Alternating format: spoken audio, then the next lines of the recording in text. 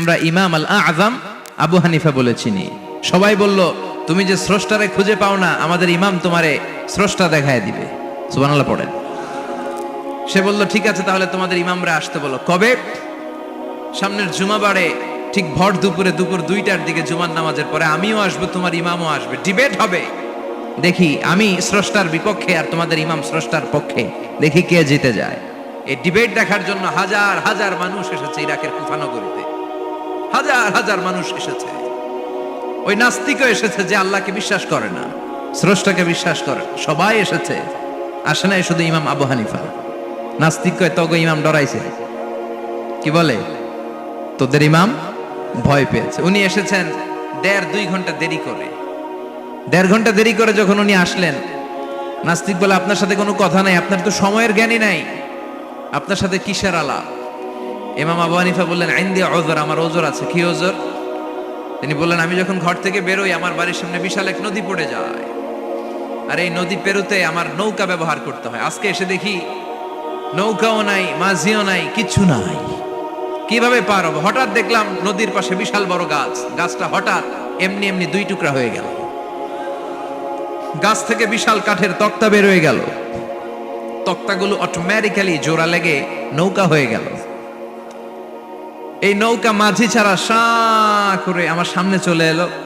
আমি নৌকায় বিসমিল্লাহ বলে বসে পড়লাম। হঠাৎ নৌকা আমারে টান দিয়ে ওপারে নিয়ে এলো।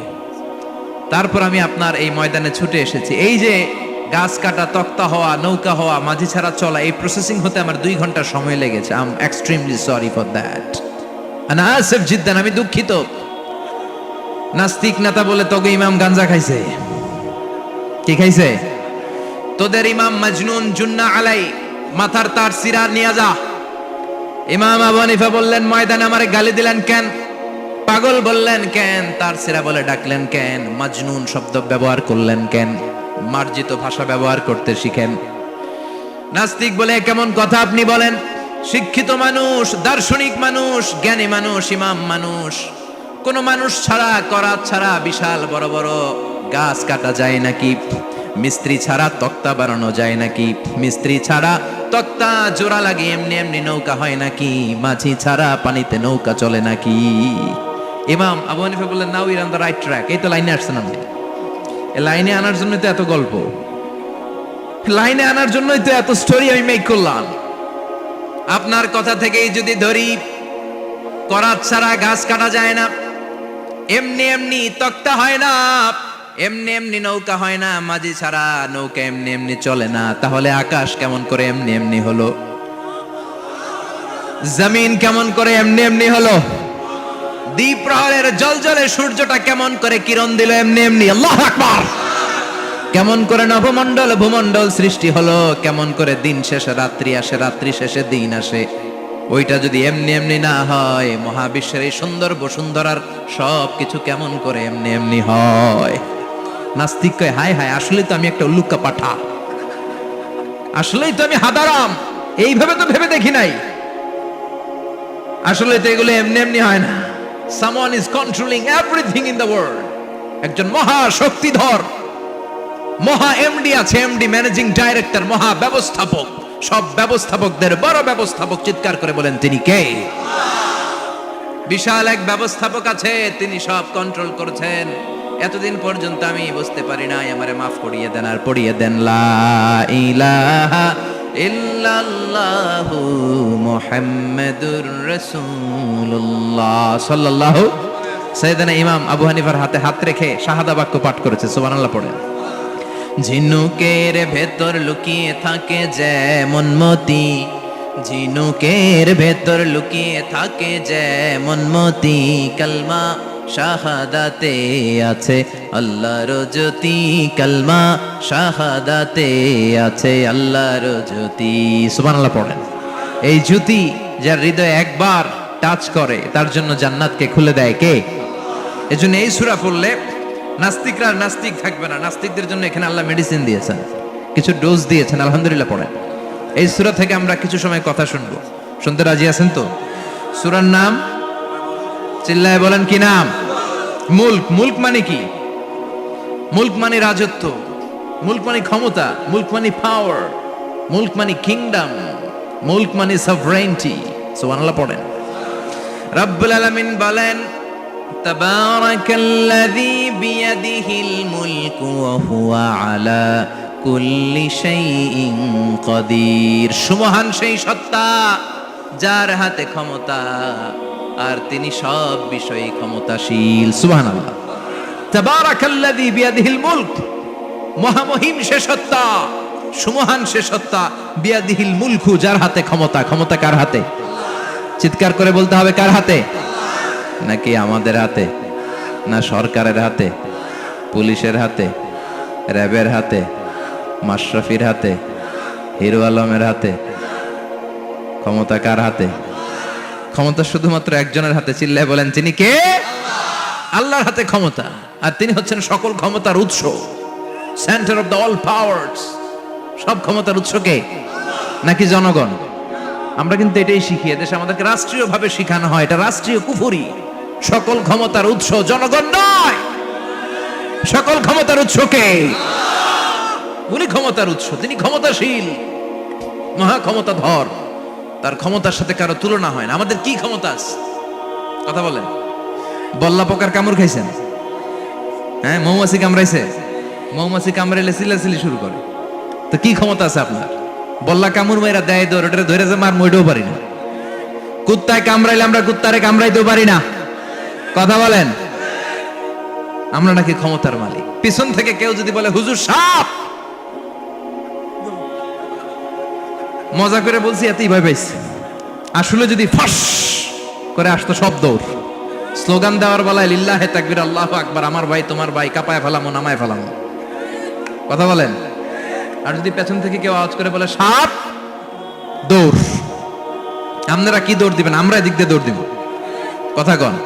চাচা আপন প্রাণ জীবন বাঁচানোর জন্য ভয়ে পাগল। সাপ লাগবে না, ভাও ব্যাং চিনেন? মাইথার দিয়ে নাই বোধহয়। আছে আছে। কি করে? খালি লাফায়। 10টা ভাও ব্যাং যদি ছেড়ে দেয়া হয়, স্টেজে 2টা আর বাকি 8টা এদিকে, ভাও ব্যাং আর কি লাভ দিবে? এরসে লাফালাফি শুরু করবো আমরা। কথা বলেন। আর আমরা দাবি করি আমরা ক্ষমতার উৎস। কোনো ক্ষমতা নাই। একবার ডায়রিয়া হলে 3বার টয়লেটে গেলে আর চেহারার দিকে তাকানো যায় না। কারে মাফ করে দে, আই মরে যাইও, আই হাইতান ন, আছে না নাই? তো পারবেন না কেন? আপনি না ক্ষমতার উৎস, আপনি না ক্ষমতার উৎস। আরে আপনার তো কোনোই ক্ষমতা নাই। খুলিকাল ইনসানু দাঈফা, মানুষকে দুর্বল থেকে দুর্বল করে তৈরি করেছে কে? এজন্য রাব্বুল আলামিন বলেন তাবারাকাল্লাযী বিয়াদিহিল মুলকু ওয়া হুয়া আলা কুল্লি শাইইন কাদির। সুমহান সেই সত্তা যার হাতে ক্ষমতা। চিল্লায় বলেন, ক্ষমতা কার হাতে? আমাদের হাতে কোনো ক্ষমতা নাই। আমরা হলাম দুর্বল। আমরা কি? দুর্বলের ঘরের দুর্বল। আমরা যখন জন্মেছিলাম দুর্বল। আমার ছোট্ট একটা মেয়ে আছে, আমি অবাক হয়ে থাকি যে আমিও তাইলে ছোটবেলায় এরকম ছিলাম। না খাওয়ালে খেতে পারে না, পেশাব পায়খানা করে, ঘর নষ্ট করে, বমি করে, দাঁড়াতে পারে না, শুইতে পারে না, লালা পড়তে থাকে, ক্লিন করতে হয়, সব সময় তাকে সার্ভ করতে হয়। কি দুর্বল ছিলাম আমরা। ওই দুর্বলতা থেকে যৌবনের সাময়িক একটা সময় পাই রক্ত গরম। এরকম রক্ত গরম তোমার আগে ছিল না। আগে তুমি দুর্বল ছিলা। তুমি শুধু দুর্বল না, তুমি দুর্বলের ঘরের দুর্বল। আমাদের 14 পুরুষ দুর্বল। চিল্লায় বলেন ঠিক কিনা? কি ক্ষমতা আমাদের? দুর্বল হয়ে দুনিয়ায় জন্মালাম, সাময়িক কিছু সময়ের জন্য যৌবনের শক্তি পেলাম, আবার ওইটার পরে আবার দুর্বল হয়ে গেলাম। রং ধরা যৌবন জং ধরে শেষ, আবার লাঠি নিয়ে হাঁটা লাগে। কোমরে ব্যথা, মাজায় ব্যথা, আবার কুজো হয়ে যায়। কি ক্ষমতা আছে আমার? কি ক্ষমতা আছে? একটু ভূমিকম্প হলে কাঁপাকাঁপি শুরু হয়ে যায়, ঠিক কিনা? ভূমিকম্প হলে বাঁচার জন্য সব দেয় দৌড়। টেলিভিশনের কিছু লাইভ প্রোগ্রাম দেখলাম, উপস্থাপকও দৌড়, অতিথিও দৌড়। দেখেন নাই? লাইভ ব্রডকাস্টিং হচ্ছিল, কি সরাসরি সম্প্রচার। যখন দেখা যাচ্ছে চেয়ার কাঁপতেছে, উপস্থাপক দৌড়, আর মেহমানরা বসে আছে মাইক নিয়ে। কিছুক্ষণ পরে আরো কাঁপাকাঁপি বেড়ে গেল, মেহমানও দৌড়। কথা কন। 20 তলা 30 তলা দামি দামি বিল্ডিং গুলোর ফ্ল্যাটের ভেতরে যারা থাকে, তুফান শুরু হলে দেয় দৌড়। কথা কন। ভাড়াটিয়ারা দৌড়ায়, বাড়িওয়ালারা দৌড়ায় না। নিজের বাড়ি তো, এই জন্য দৌড় দেয় না। নাকি ভূমিকম্প হলে ভাড়াটিয়াও দৌড়, বাড়িওয়ালাও দৌড়, র্যাবের প্রধান দৌড়, পুলিশ প্রধান দৌড়, শুধু প্রেসিডেন্ট আর মাননীয় প্রধানমন্ত্রী দৌড়ায় না? কথা কন, বাঁচার জন্য সব দৌড়। কয়েক বছর আগে পত্রিকায় একটা হেডিং করলাম, মাননীয় প্রধানমন্ত্রীকে বহনকারী বিমান এর 33 চক্কর আকাশে। কয় চক্কর? কি যেন সমস্যা হয়েছে, বিমান নামতে পারছিল না। তখন ওনার সাথে আবার স্পেশাল সিকিউরিটি ফোর্স থাকে। ওনারা বলল, honourable prime minister, we can not land now because of some flying মেকানিজমে আমাদের সমস্যা হচ্ছে, আমরা ল্যান্ড করতে পারছি না, ঝামেলা হচ্ছে, নিচেও হয়তো কোনো ঝামেলা দেখা দিচ্ছে, আমরা এখন নামতে পারবো না, উই ক্যান নট ল্যান্ড নাও। আপনাকে একটু ধৈর্য ধরে বসে থাকতে হবে। তখন ওই ওনাকে বহনকারী বিমানটা আকাশে 33টা চক্কর মেরেছিল। এটা নিয়ে কাভার করা হয়েছে পত্রিকায়। আপনার কি মনে হয় 17 কোটি মানুষের প্রধানমন্ত্রী, দেশের সবচেয়ে ক্ষমতাধর নারী, উনি যখন বিমানে বসা অবস্থায় শুনলেন বিমানে ঝামেলা বা নিচে ঝামেলা, ওনার অন্তরে ভয় ঢুকছে কার? উনি বসে বসে জিকির করছে কার? তাহলে দেখেন, ক্ষমতাও সব সময় কাজে লাগে না। চিৎকার করে বলেন ঠিক কি না? ক্ষমতা আপনারে বাঁচাতে পারবে না, আপনারে বাঁচাতে পারে একজন। চিৎকার করে বলেন তিনি কে? এজন তুফান যখন শুরু হয়, জলোচ্ছ্বাস যখন শুরু হয়, ঘূর্ণিঝড় যখন শুরু হয়, সিডর যখন শুরু হয়, বন্যা যখন শুরু হয়, তখন বোঝা যায় আল্লাহ কারে কয়। কক্সবাজারে যখন জলোচ্ছ্বাস হয়, মহেশখালী দ্বীপে যখন তুফান হয়, টর্নেডো হয়, জলোচ্ছ্বাস হয়, গৌতম বুদ্ধের অনুসারী যেই বুদ্ধ ধর্মের লোকেরা আছে, বুদ্ধ পাদ্রীরাও নেমে নেমে জিকির করা শুরু করে দেয় কার? সবাই তখন পড়ে লা ইলাহা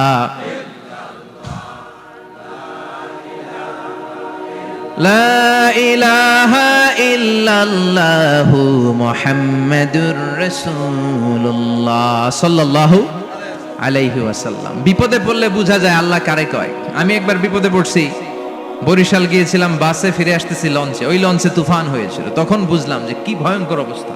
ওই লঞ্চের সবাই আস্তিক নাস্তিক, মুসলমান হিন্দু সবাই জিকির করা শুরু করে দিয়েছে আল্লাহর। সুবহানাল্লাহ কইবেন না? লঞ্চ যখন কেঁপে ওঠে, সবাই বলে বাঁচাও। আমি বললাম কে বাঁচাইবে ওকে? হুজুর আপনি বাঁচান। আমি বললাম তাইলে আমারে বাঁচাইবো কেডা? কয় আল্লাহ। আল্লাহ ছাড়া বাঁচাতে পারে কেউ? আমরা মাঝে মাঝে বাংলাদেশের বিভিন্ন জেলাগুলোতে যখন প্রোগ্রামে যাই, এত দূরত্ব থাকে, আমরা কারে ড্রাইভিং করে যে প্রোগ্রামে অংশগ্রহণ করা সম্ভব হয় না। ফলে আমরা মাঝে মাঝে সিভিল এভিয়েশনের যে আভ্যন্তরীণ বিমানবন্দরের বেসামরিক বিমান যেগুলো চলাচল করে, প্যাসেঞ্জার প্লেন, এগুলো ইউজ করি। ঢাকা থেকে এগুলো চলে, সৈয়দপুরে যায় কিছু, রাজশাহীতে, সিলেটে, চিটাগাংয়ে যায়, যশোর এয়ারপোর্টে যায় এবং কক্সবাজারে যায়। তো আমরা এগুলোতে যখন চড়ি, মাঝে মাঝে কিছু এয়ার হোস্টেজ আসে, এরা খুবই সুন্দরী, বিউটিফুল লেডি, এদেরকে সাজিয়ে ওইভাবে আনা হয়। এদের আবার কয়েকটা বাচ্চা টাচ্চা হয়ে গেলে এদেরকে চাকরিতে রিক্রুট করে না, কারণ এদের সৌন্দর্যটাই পুঁজি। এই সুন্দর ড্রেস নিয়ে এরা আমাদেরকে খাবার সার্ভ করে। আর বিমানটা যখন আকাশের দিকে উঠতে থাকে, তখন বলে ভদ্র মহিলা, ভদ্র মহোদয়গণ, আপনাদের সিট বেল্টই বেঁধে নিন, এখনই শাহজালাল আন্তর্জাতিক বিমানবন্দর থেকে 14,000 ফুট উপর দিয়ে এটা চিটাগাংয়ে পৌঁছবে। আল্লাহু আকবার, আল্লাহু আকবার, আল্লাহু আকবার, সুবহানাল্লাযী সাখখারা লানা হাযা ওয়া মা কুন্না লাহু মুকরিনিন ওয়া ইন্না ইলা রাব্বিনা লামুনকালিবুন।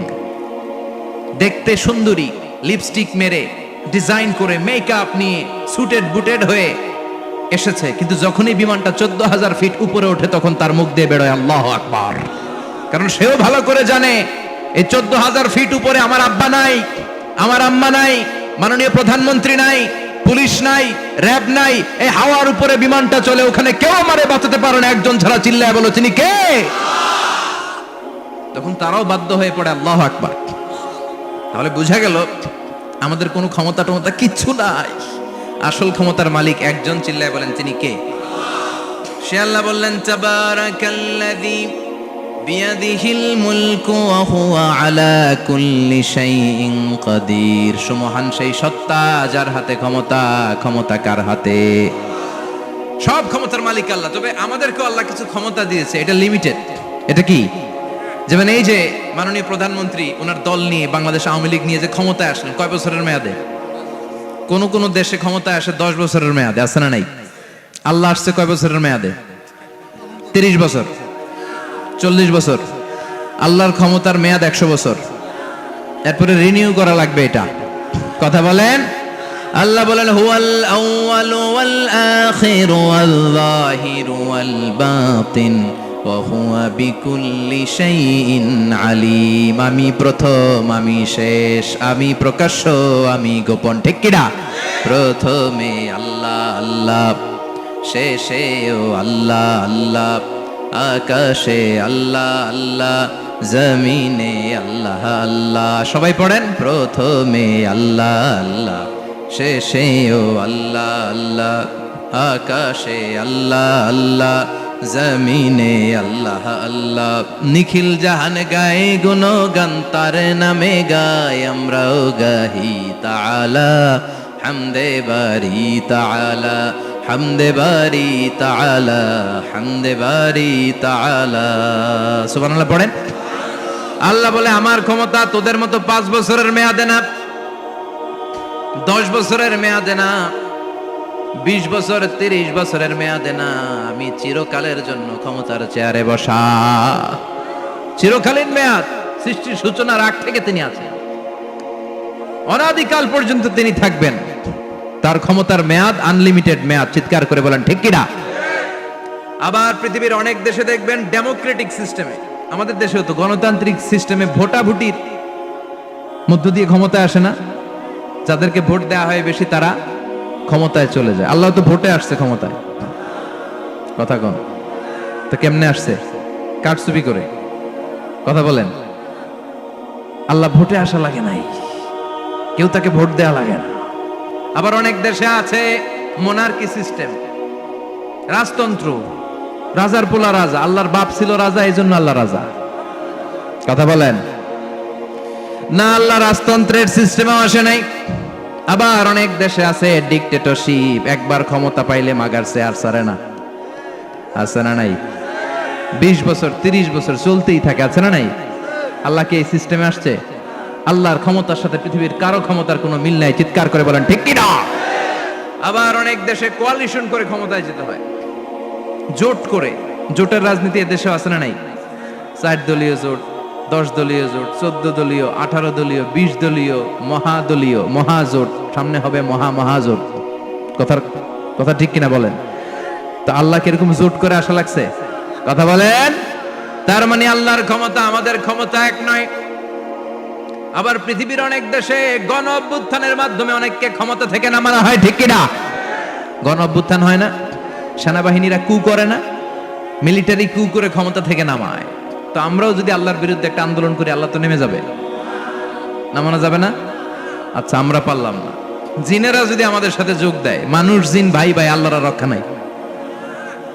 কথা বলেন, তাও পারা যাবে না। ফেরেশতারাও যদি কয় আমরাও মানি না, তাইলে তো শেষ আল্লাহর গদি। আল্লাহ বলে গোটা বিশ্বের সবাই মিলে যদি আমার বিরুদ্ধে আন্দোলনে নেমে যাস, আমার ক্ষমতার বিরুদ্ধে যদি মিছিল দেয়া শুরু করে দিস, আমার ক্ষমতার 1 ইঞ্চিও কমাতে পারবি না। সুবহানাল্লাহ পড়েন। এজন্য আল্লাহ বললেন তাবারাকাল্লাযী বিয়াদিহিল মুলকু ওয়া হুয়া আলা কুল্লি শাইইন কাদির। সুমহান সেই সত্তা যার হাতে ক্ষমতা, ক্ষমতা কার হাতে? আবার দেখবেন পৃথিবীর অনেক দেশের রাজারা, রাজা সিস্টেম যেখানে বয়সের ভাড়া যখন নুজ্জ হয়ে যায়, 80-90 বছর বয়স হয়ে যায়, স্বেচ্ছায় ক্ষমতা ছেড়ে দেয়, ছেড়ে দিয়ে রিটায়ারমেন্টে যায়। কথা কন, শোনেন নাই মনে হয়? আছে না নাই? অনেক রাজা স্বেচ্ছায় ক্ষমতা ছেড়ে দিয়ে রিটায়ারমেন্টে যায়, বয়সের ভারে নুজ্জ। তো আল্লাহ তো ওই কবে থেকে ক্ষমতায়, বুড়ো হয়ে গেছে না? কথা কন। এখন আল্লাহর চলতে লাঠি লাগে, আগের মতো ক্ষমতা নাই, চোখে সানগ্লাস লাগে, পাওয়ারওয়ালা গ্লাস ছাড়া আল্লাহ মনে হয় দেখে টেকে না। কথা কন। যেই ফেরাউনকে আল্লাহ সাগরের জলে ডুবিয়ে মারল, যেই নমরুদকে আল্লাহ শেষ করে দিল, যেই কারণকে আল্লাহ শেষ করে দিল, সে আল্লাহ আজও আগের ক্ষমতা নিয়ে আছে না নাই? এজন্য বিয়াদিহিল মুলক, তার হাতে ক্ষমতা। ওহু আলা কুল্লি শাইইন কাদির, তিনি চাইলে সব করতে পারেন। তিনি রাজারে প্রজা বানাতে পারেন, প্রজারে রাজা বানাতে পারেন, ধনীরে গরিব বানাতে পারেন, গরিবরে ধনী বানাতে পারেন। তিনি সাগরকে মরুভূমি করতে পারেন, মরুভূমিকে দরিয়া করে দিতে পারেন। তিনি কে? ওয়া হুয়া আলা কুল্লি শাইইন কাদির। তিনি যেটা চান সেটাই করতে পারেন। চিল্লায় বলেন ঠিক কিনা? এরপর আল্লাহ বললেন আল্লাযী খালাকাল মাউতা ওয়াল হায়াতা লিয়াবলুয়াকুম আইয়ুকুম আহসানু আমালা। আল্লাহর আদেশে দেহে ঢুকে আল্লাহর আদেশে বের হয়ে যায়, ঠিক কি না? এই যে ছোট্ট বাচ্চাটার দেহের ভিতরে যে রুহু ঢুকলো, কে দিল? 120 দিনের আগে মানব শিশুর দেহের ভিতরে কিন্তু রুহের ফুৎকার হয় না। সহিহ বুখারীর বর্ণনা 40 40 40 340 কত কথা বলেন? প্রথম 40 থাকে নুতফা, তারপরের 40 হয় আলাকা, তারপরের 40 হয় মুদগা, sperm drop, blood clot and then the little flesh. ছোট্ট নাপাক পানি ছিলাম, শুক্রাণু ছিলাম আমরা। কি ছিলাম? শুক্রও ছিলাম না, শুক্রাণু, শুক্রের অণু। এক ফোঁটা শুক্রের মধ্যে 20 কোটি অণু থাকে, ওই 20 কোটির একটা ছিলাম আমি আর আপনি। সুবহানাল্লাহ বাড়িতে গিয়ে বললেন। ডিম্ব আমরা ছিলাম না, আমরা ছিলাম ডিম্বাণু। ডিম্বের এই ডিম্বাণু আর শুক্রাণু দুইটা মিলে আল্লাহ আমাদেরকে বানায় ফেললেন জাইগট, সেখান থেকে এমব্রয়ো, তারপরে আস্তে আস্তে ইনিশিয়াল স্টেজগুলো শেষে একটার পর একটা স্টেজ পার করে তিনি আমাদেরকে বানালেন আলাকা, সেখান থেকে মুদগা। আমাদের দেহের ভেতরে তিনি স্কেলিটন ভরে দিলেন, কঙ্কাল, মাথার স্কাল দিলেন, খুলি দিলেন, নাক কান গলা দিলেন, আমার রেসপিরেটরি সিস্টেম চালু করে দিলেন। কত ছোট ছিলাম আমি, ক্ষুদ্র ছিলাম আমি। ফালইয়ানযুরিল ইনসানু মিম্মা খুলিকা, খুলিকা মিম্মা ইন দাফিক। মানুষের উচিত তার সৃষ্টি প্রক্রিয়ার দিকে নজর করে তাকানো। বাবার পিঠ থেকে সবেগে নির্গত হওয়া পানি দিয়ে মায়ের পেটে তোমারে ঢুকায় দিল কে? নাপাক পানি থেকে ছোট্ট ব্যাঙ্গাচির মতো ছিলাম, জোকের মতো মায়ের জরায়ুর দেয়ালে লেগেছিলাম। সেখান থেকে বড় করতে করতে আমার রেসপিরেটরি সিস্টেম, আমার হেয়ারিং সিস্টেম, আমার সব সিস্টেমগুলো তিনি আমার দেহের ভিতরে সেট করে দিল। চিল্লায় কোন সুবহানাল্লাহ। 120 দিনের সার্টেন পিরিয়ড শেষে তিনি দেহের ভিতরে রুহের ফুৎকার দিলেন। দেয়া মাত্রই আমার রুহুতে ধপ ধপ ধপ শুরু হয়ে গেছে। ওই যে ধপ ধপ শুরু হয়েছে আজও থামে নাই। এই ধপ ধপ থামলে বাঁচবেন, দম ফুরাইলে আমরা ঠুস হয়ে যাবো, ঠিক কিনা? আয় রে মানুষ রঙিন ফানুষ, দম ফুরাইলে তবু তো ভাই কারোরই নাই একটুখানি। আয় রে মানুষ রঙিন ফানুষ, রঙিন ফানুষ, আয় রে মানুষ। সুবহানাল্লাহ বলেন। সে আল্লাহ বললেন, গোলাম, জীবন আর মরণের মাঝখানে আমি তৈরি করেছি রুহু। পৃথিবীর বিজ্ঞানীরা সব বানাতে পারে, কম্পিউটার বানাতে পারে, প্লেন বানাতে পারে, হেলিকপ্টার বানাতে পারে, রকেট বানাতে পারে, কিন্তু গোটা বিশ্বের সব বিজ্ঞানীরা মিলে কি রুহু বানাতে পারে নাকি? কথা বলেন। গত বছর সোফিয়া নামে একটা রোবট আসছিল না? কথা কন। ওটা মাথা উঁচু করে নিচু করে কথা বলতে চায়, মানুষের মতো হতে চায়। আসলে কি মানুষ? ওটার মধ্যে কি রুহু আছে? রুহু বানাইতে পারবে কেউ? এই রুহু নিয়ে যে কত গবেষণা, মুমূর্ষ রোগীদের উপর গবেষণা চালিয়েছে অনেক। বুলেট প্রুফ গ্লাসের ভিতরে মুমূর্ষ রোগীকে রেখে রেখে তারা চেক করতে চেয়েছে আমেরিকান বিজ্ঞানীরা যে রুহু কোন দিক দিয়ে বের হয়। তারা ওজন করে দেখে, মানুষ মরে গেলে কোন লাশের ওজন বেড়ে যায়, কোন লাশের ওজন কমে যায়। যেটাতে কমে গেছে 2-1 কেজি কমে যায়, তার অবাক। কিরা আগে ছিল 80 কেজি, এখন হয়েছে 78 কেজি, তার মানে 2 কেজি না, এটাই রুহু। এটাই কি? এটা হচ্ছে গবেষণার ধাপ। অনেকগুলো মডিউল তারা আনে, অনেক মুমূর্ষ রোগীকে গ্লাস ফিটিং করা, ইন্টেন্সিভ কেয়ারে রেখে তারা অবজার্ভ করে, আর অক্সিজেন মাস্ক খুলে দিয়ে তারা দেখে যে লোকটা ছটফট করে কিভাবে মরে। মরার আগে ওজন মাপ ছিল 80 কেজি, মরে গেছে পরে আবার ওজন দিয়ে দেখে 78 কেজি। কমছে কয় কেজি? বিজ্ঞানে কয় পাইছি। সবাই কয় কি পাইছো? কয় রুহু। কই পাইলেন? কয় আগে 80, এখন 78, 2 কেজি। রুহুর ওজন কয় কেজি? তো বিজ্ঞানীদের সিস্টেম হচ্ছে যে কোনো একটা বিষয়ের উপর গবেষণা চালালে তারা পূর্ণাঙ্গ ডিসিশনে পৌঁছতে পারে না। They couldn't jump to the final conclusion just on one module, based on one module, they cannot do it. তাদের অনেকগুলো মডিউল আনতে হয়। তারা আবার নমুনা আনলো আরেকটা, মুমূর্ষ রোগী, অক্সিজেন চেম্বার লাগানো, মাস্ক লাগানো, এটা খুলে ফেললে মরে যাবে। বুলেট প্রুফ করা গ্লাসের ভিতরে ঢুকিয়ে এটার ওজন মাপ, এটার ওজন 60 কেজি। এবার মাস্ক খোল, মাস্ক খুলছে ছটফট ছটফট করে, এটা শেষ। এবার মাপ দেখ, এবার মাইপা দেখা গেছে 63 কেজি। কয় কেজি বাড়ছে? এক একটার এক এক সিস্টেম হইতেছে, কোনোটা কমে, কোনোটা বাড়ে, কোনোটা কিচ্ছু হয় না। সবাই কয় তাইলে আপনি রুহু পাইলেন কই? আগেরটা কম ছিল, মনে করছিলেন 2 কেজি কমছে, ওইটাই রুহু, এখন 3 কেজি বাইরে গেছে, মিলাইবেন কি দিয়া? কথা কন।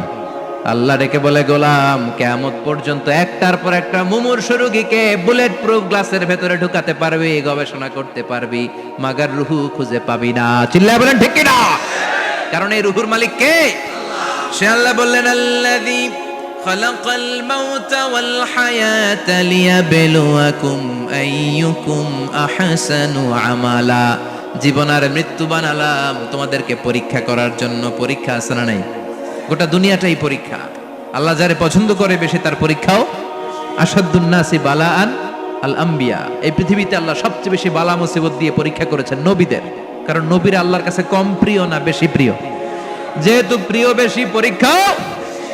এজন্য মুমিনের উপর যদি পরীক্ষা আসে, মুমিনের উপর যদি অত্যাচার আসে, মুমিনের উপর যদি ধৈর্যের পরীক্ষা আসে, জেল জরিমানা আসে, মুমিন ওইটারে ভয় পায় না। মুমিন ভয় পায় একজনকে। চিল্লায় বলেন তিনি কে?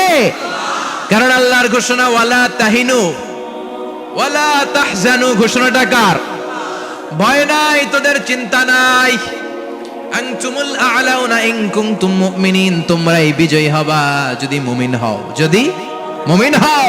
এজন্য ধৈর্যের পরীক্ষা দিতে হবে, আল্লাহর উপর তাওয়াক্কুল করতে হবে, অত্যাচার আর জুলুম আল্লাহর নামে সহ্য করে যেতে হবে। চিল্লায় বলেন ঠিক কিনা? কারণ মজলুমের সাথে আল্লাহ থাকে। মজলুমের বদদুয়াকে বিশ্বনবী ভয় করতে বলেছেন। কারণ মজলুমের বদদুয়ার মাঝে আর আল্লাহর মাঝে পর্দা থাকে। যারা দুনিয়ার বুকে জুলুম করে তাদেরকে ক্ষমতার মসনদ থেকে নামিয়ে দেয় কে? আর যারা মজলুম হয়, যাদের রক্ত দিয়ে জমিন ভেজে, তাদেরকে জমিনের ক্ষমতা দিয়ে দেয় কে? আর যারা রক্ত ঝরায়, ইতিহাস বলে তারা শেষ পর্যন্ত প্রাণ আর জান নিয়ে পালাবার জায়গাটা পায় না। চিল্লায় বলেন ঠিক কিনা? এজন্য মুমিন খুব ভালো করে জানে, রাত্রি যত গভীর হয়, সুবহে সাদিকের সময় কাছে আসতে থাকে। গর্ভবতী নারীর পেটের জ্বালা যন্ত্রণা, ব্যথার পেইন যত বাড়ে, নতুন মেহমান আগমনের সময় কাছে আসতে থাকে। তেমনি ইসলামের পক্ষের শক্তির উপর যদি অত্যাচার, অনাচার, স্টিম রোলার বেড়ে যায়, এটা প্রমাণ করে ইসলামের বিজয়ের সময় কাছে আসতে শুরু করেছে। চিল্লায় বলো ঠিক কিনা?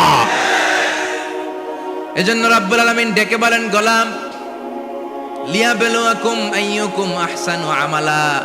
কে ভালো আমল করো, কে খারাপ আমল করো, এজন্য আমি জীবন মরণ তৈরি করেছি। চিল্লায় কোন ঠিক কিনা? এরপর আল্লাহ বললেন, ওয়ালাকাদ যায়্যানাস সামাআদ দুনিয়া বিমাসাবিহা ওয়া জাআলনাহা রুজুমান লিশ-শায়াতিন। সুবহানাল্লাহ বলেন। ওয়ালাকাদ যায়্যানাস সামাআদ দুনিয়া। মাইকম্যান কোথায়? সাউন্ডটা বাড়াও। এত দুর্বল কেন তোমার সাউন্ড? মনে হচ্ছে আমি মাইক ছাড়া কথা বলছি। সাউন্ডটাকে স্ট্রং করো। ওয়ালাকাদ যায়্যানাস সামাআদ দুনিয়া। I have beautified the closer sky with candles, with light and stars. আল্লাহ বললেন, আমি দুনিয়ার আকাশকে তারা দিয়ে সুশোভিত করেছি। আকাশে তারা আছে না নাই? এগুলো এমনি এমনি হয়েছে না? তৈরি করছে কে? বিশ্বাস হয়? কোনো সন্দেহ আছে? এখন তো লাইটিং ফাইটিং এর যুগে তারার যে কি সৌন্দর্য আমরা বুঝি না। আমরা যখন ছোটবেলা গ্রামে যেতাম, রাতের বেলা তারার মেলা, কি সুন্দর! একটার চেয়ে একটা সুন্দর। শুকতারা, ধ্রুব তারা, সপ্তর্ষি মণ্ডল, 7টা তারার একটা চেইন আছে। চিনেন এগুলো? কি সুন্দর তারা! এগুলো তৈরি করে রেখেছে কে? প্রথম আকাশের মহাশূন্যকে আল্লাহ এই তারকা দিয়ে বিউটিফাই করেছেন। It's a candle. আল্লাহ সাজিয়ে রেখেছেন। আমরা খালি চোখে যেটা দেখি, এটা কিন্তু আকাশ না, এটা প্রথম আকাশ নয়। প্রথম আকাশ যে কত দূরে আমেরিকার নাসার বিজ্ঞানীরাও জানে না। খালি চোখে আমরা যা দেখি, এটা প্রথম আকাশের মহাশূন্য। এর অনেক অনেক অনেক উপরে প্রথম আকাশ। এরপরে দ্বিতীয় আকাশের মহাশূন্যের স্তর শুরু, এরপরে দ্বিতীয় আকাশ, তারপরে তৃতীয় আকাশের মহাশূন্যের স্তর শুরু, তারপরে তৃতীয় আকাশ। একটার চেয়ে আরেকটা বড়। প্রথম আকাশের চেয়ে দ্বিতীয় আকাশ কত বড় বলি? আপনার হাতের আংটিটা যদি সাহারা মরুভূমিতে আপনি ছড়ে ফেলে দেন, পুরো মরুভূমির তুলনায় আংটি যত ছোট, আল্লাহর দ্বিতীয় আসমানের তুলনায় আল্লাহর প্রথম আসমানটা ঠিক তত ছোট। একটার চেয়ে একটা বড়, একটার চেয়ে একটা বড়। সূর্য দেখে আমরা অবাক হয়ে যাই। 9,30,00,000 মাইল দূরে, এই পৃথিবীর চেয়ে 13 লক্ষ গুণ বড়। এটার সানশাইন, আলো আসতে পৃথিবীতে 8 মিনিট 18 সেকেন্ড লেগে যায়। আমরা মনে করছি সূর্যই বড়। আমরা বসে আছি মাইথার দিয়াতে, তাই না? এই জায়গাটার নাম কি? মাইথার দিয়া। কি খালি এতটুকু প্যান্ডেলের সমান? কত বড় মাইথার দিয়া! এই পুরো মাইথার দিয়ে কোন থানায় পড়ছে? দাউদকান্দি। দাউদকান্দি হচ্ছে কুমিল্লার 16টা থানার একটা, ঠিক কিনা? 16 থানা মিলে কুমিল্লার একটা জেলা। এরকম কয়টা জেলা আছে? 64 জেলা। এই 64 জেলা মিলে আমাদের সুজলা সুফলা শস্য শ্যামলা ডিজিটাল বাংলাদেশ। কথা কন। আর বাংলাদেশ হচ্ছে পৃথিবীর সবচাইতে বড় দেশ। হ্যাঁ, 64 জেলা, এরপরে ছোট। যাদের অ্যাটলাস ম্যাপ নিয়ে যাদের ধারণা আছে তারা দেখবেন বাংলাদেশ এই শব্দটা লেখার জায়গাও আমরা পাই না। মানচিত্রে বাংলাদেশ শব্দটা লেখার জায়গা পায় না। বিআরএ উঠে যায় ইন্ডিয়ার উপর, আর ডিএসএ উঠে যায় আবার ইন্ডিয়ার উপর। মাঝখানের দুইটা অক্ষর বাংলাদেশের উপরে পড়ে। চিল্লায় বলেন ঠিক কিনা? কত ছোট দেশ। পাশের ইন্ডিয়া 20-25 গুণ বড়। ইউরোপ আমেরিকার অনেক দেশ আছে, আমেরিকায় বাংলাদেশের চেয়ে শতগুণ বড়। কানাডা কয়েকশো গুণ বড়, রাশিয়া কয়েকশো গুণ বড়। এরকম প্রায় 200 দেশ নিয়ে পৃথিবীর স্থলভাগ, আর 70% হচ্ছে শুধু পানি। এই সব মিলে আমাদের এই পৃথিবী। আর এত বড় পৃথিবীর চেয়েও নাকি সূর্য 13 লক্ষ গুণ বড়। তার মানে সূর্যই বড় না, সূর্যের চেয়ে অনেক বড় তারা আছে। সূর্যের পরে পৃথিবীর সবচেয়ে কাছের যে তারা বা স্টার, ওটার নাম হচ্ছে প্রক্সিমা সেন্ট্রারি। নাম কি? প্রক্সিমা সেন্ট্রারি। এরপরে আলফা সেন্ট্রারি এ, আলফা সেন্ট্রারি বি, ইটা ক্যারিনা, ব্যাটেলজিউস, এরকম একটার পর একটা তারা। যেই সূর্য পৃথিবীর চেয়ে 13 লক্ষ গুণ বড়, ব্যাটেলজিউস নামে একটা তারা আছে, ওটা সূর্যের চেয়ে 33 কোটি গুণ বড়। তার মানে কি ব্যাটেলজিউসই সবচেয়ে বড় না? ছোট্ট একটা তারা। এই ব্যাটেলজিউসরে খেয়ে ফেলাইতে পারে এরকম 1000 কোটি গুণ বড় সাইজের তারা আছে না নাই? এরকম কয়েক বিলিয়ন তারা নিয়ে আমাদের গ্যালাক্সি গঠিত। আমাদের গ্যালাক্সি, এটার নাম মিল্কি ওয়ে। এটার নাম কি? আমাদের গ্যালাক্সি। এই গ্যালাক্সিতে আমাদের অবস্থান। এরকম কত হাজার কোটি গ্যালাক্সি আছে আমেরিকার নাসার বিজ্ঞানীরাও জানে না। আমাদের গ্যালাক্সির সবচেয়ে কাছের যে গ্যালাক্সি, ওই গ্যালাক্সিটার নাম হচ্ছে অ্যান্ড্রোমেডা। কি নাম? অ্যান্ড্রোমেডা। আমাদের গ্যালাক্সি থেকে কেউ যদি কাছের গ্যালাক্সি অ্যান্ড্রোমেডাতে যেতে চায়, তার 2.5 মিলিয়ন লাইট ইয়ার্স সময় লেগে যাবে। কথাটা কঠিন হয়ে গেছে, আমি ভেঙে বলি, তারপরে সুবহানাল্লাহ কইন। আমাদের গ্যালাক্সির নাম মিল্কি ওয়ে। মিল্কি ওয়ে থেকে যদি কেউ অ্যান্ড্রোমেডাতে যেতে যায়, কত সময় লাগবে? 2.5 million light year. Light year মানে আলোকবর্ষ। আলোর গতিতে যদি ছোটা যায়, 2.5 মিলিয়ন মানে হচ্ছে প্রায় 25 লক্ষ। তাহলে পৃথিবীতে সবচেয়ে দ্রুতগামী যে বিষয়টা আবিষ্কৃত হয়েছে সেটা হচ্ছে আলো। এই যে লাইট মারলে যে ছুটে, এই লাইট প্রতি সেকেন্ডে 1,86,000 মাইল বেগে ছুটতে পারে। 1 মিনিটে না, 1 ঘন্টা না, 1 মিনিটে না, 1 সেকেন্ডে আলো চলে যায় কয় mile? 1,86,000। Could you imagine that? আপনি কল্পনা করতে পারেন? হয়তো মাথা নাড়াইতেছেন এমনি। এটা কি কল্পনা করা যাবে? আমার তো তার ছিঁড়ে যাচ্ছে। 1 সেকেন্ডে নাকি আলো ছুটে 1,86,000 মাইল বেগে। 1 সেকেন্ড শব্দ কইতে তো 2 সেকেন্ড লাগে। কথা কন। এর মধ্যে আলো চলে গেছে 1,86,000 মাইল। তো কোন রকেট যদি আপনি পান, যে রকেট দিয়ে সেকেন্ডে 1,86,000 মাইল বেগে রকেটটা ছুটবে প্রতি সেকেন্ডে, খেয়াল করেন, ঘন্টায় না, মিনিটে না, কিসে? সেকেন্ডে। যে রকেটটা সেকেন্ডে 1,86,000 মাইল বেগে ছুটবে, ওই রকেটটা দিয়ে আমাদের গ্যালাক্সি থেকে আমাদের পাশের গ্যালাক্সি অ্যান্ড্রোমেডাতে পৌঁছতে আপনার 25 লক্ষ বছর লেগে যাবে। সুবহানাল্লাহ বাড়িতে গিয়ে বললেন। এরকম বিশাল বিশাল তারা দিয়ে আমাদের আকাশটারে বিউটিফাই করেছে কে?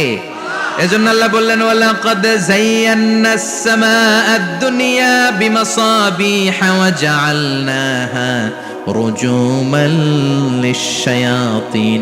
আমি এই দুনিয়ার আকাশটারে সুন্দর সুন্দর তারকারাজি লাইটের মতো সেটিং করে সুশোভিত করেছি। আবার এই তারকা দিয়ে আমি শয়তানদেরকে প্রহারও করেছি। সুবহানাল্লাহ। শয়তানদেরকে আল্লাহ তারা মেরে আঘাত করে। সুবহানাল্লাহ বলেন। এরপরে এই সূরার প্রথম রুকুর শেষে আল্লাহ বললেন, ওয়াসিররু কাওলাকুম আও ইজহারু বিহি ইন্নাহু আলিমুম বিযাতিস সুদূর আলা ইয়ালামু মান খালাকা ওয়া হুয়াল লাতীফুল খাবীর। আল্লাহ বললেন, ওয়াসিররু কাওলাকুম, তোমরা যদি গোপনে কথা বলো, আও ইজহারু বিহি, কিংবা স্পষ্ট করে বলো, সব শুনে কে? আপনি যেমনি বলেন শুনবে কে? বলেনই নাই, শুধু মনে মনে ভাবছেন, শুনবে কে? সুবহানাল্লাহ কইবেন না? সাত আকাশের উপরে, আরশের উপরে তার অবস্থান, জমিনের নিচে কোনো গোপনতম প্রকোষ্ঠে কোনো ছোট্ট বাক্সের ভেতরে যদি কোনো পিঁপড়া পিপিলিকা নীরবে হেঁটে যায়, আল্লাহ বলে আমি ওই পিঁপড়ার হেঁটে চলার পায়ের আওয়াজটাও শুনতে পাই। এজন্য কেউ যেটা শোনে না, শোনে কে? এরপর আল্লাহ বললেন হুয়াল্লাযী জাআলা লাকুমুল আরদা যালুলান ফামশু ফি মানাকিবিহা ওয়া কুলু মির রিজকি ওয়া ইলাইহিন নুশুর। সুবহানাল্লাহ বলেন। আল্লাহ ডেকে বললেন গোলাম তোমাদের জন্য জমিনটারে আমি বিছানা বানিয়েছি। আল্লাযী জাআলা লাকুমুল আরদা ফিরাশা, জমিনটারে বিছানা বানিয়েছে কে? এই বিছানার মতো সমতল জমিন দিয়ে তোমরা হেঁটে বেড়াও, চলে বেড়াও, হেলে দুলে পড়ার সুযোগ নাই, ঠিক কিনা? এই যে মাইথার দিয়ে আর আজকের যে ময়দান, এটা যদি বিছানার মতো সমান না হয়তো বসতে পারতেন? কথা কন। এই ময়দানের প্যান্ডেলের এদিক দিয়ে উঁচা, এদিক দিয়ে গর্ত, এদিক দিয়ে নিচা, এদিক দিয়ে খাড়া, কেমন হইতো? কথা কন। কেউ আমার দেখতো, কেউ দেখতো না, কেউ দাঁড়াইয়া, কেউ বৈশা, আছে না নাই?